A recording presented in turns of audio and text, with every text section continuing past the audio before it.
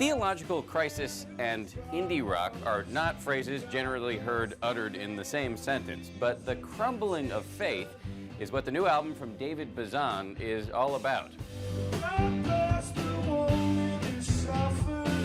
In this episode of Amplified, we're going to take a look at a guy who's gone from devout evangelical to very public doubter, a guy whose own mother is now worried that he may be going to hell.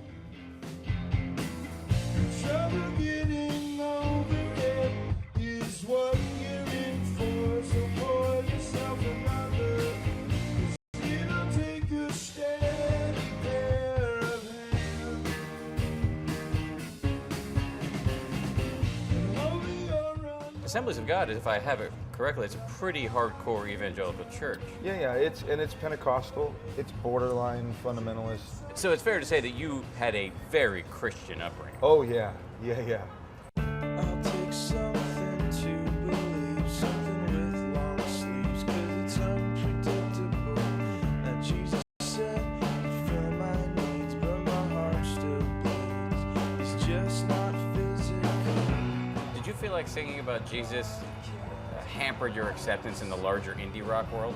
I've heard anecdotally, or actually was at a record store where somebody said, "Hey, don't buy that record. Those guys are Christians," or whatever. You actually heard people say, Yeah.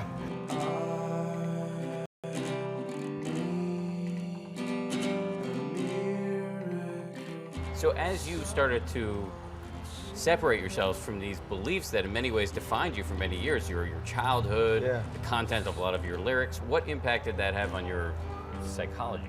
It was devastating, and so at the moment where I was really grieving all of this stuff, I also had a really wicked drinking habit, and that just was a recipe for bad times.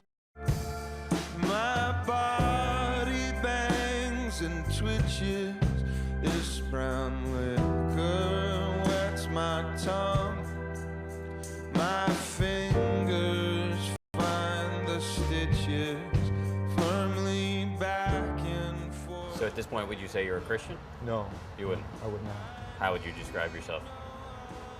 Atheist, agnostic? I would say agnostic, but I perceive that God exists. I'm only about half the time comfortable with that perception.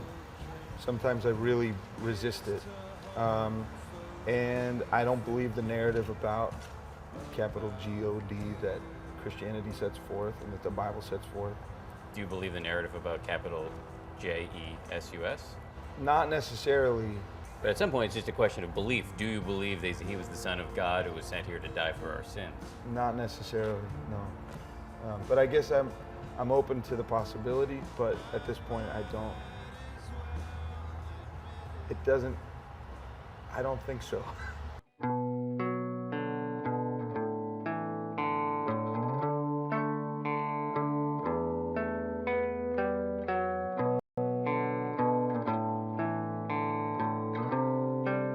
How'd your mother take it? Well, if I remember right, she took it fine when we talked about it, but then she cried and cried when I was gone. And then there was a point, bless her heart, that she just felt like she couldn't support me she couldn't support me by coming out to shows anymore because she felt like I was influencing people to go to hell. You've heard the story, you know how it goes. Once upon a garden, we were lovers with no clothes. The new album has been described as a breakup record with God. Yeah. How do you feel about that? I mean, I'm entertained by it. I think it's mostly accurate. I would add the distinction that it's a breakup letter to a particular narrative about God. Wait just a minute, you expect me to believe. The lyric goes, "Wait just a minute, you expect me to believe that all this misbehaving grew from one enchanted tree." Yeah. I guess some people might say that's blasphemy.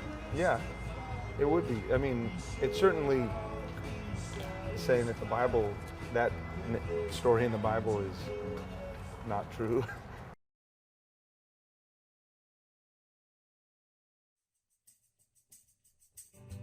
When I woke up the next morning, you looked right through me. So where you are right now is things seem to be pretty good with your wife. You had Oh, a yeah. baby. New album just got an 8 from Pop Matters and Yeah. getting good reviews. You're going out on the road, but you're also still sort of struggling to figure out where you stand theologically. Yeah, but I don't feel like it's so much of a struggle. It's the work that's in front of me. I'm very content with where I'm at now. I'm confident in my not knowing enough to go play a Christian festival and, you know, be under whatever scrutiny that would have been. It turned out to be none, but yeah, I feel good. I love my wife very much, and we have a great rapport, and my kids are great. The band's doing really good. I'm very happy.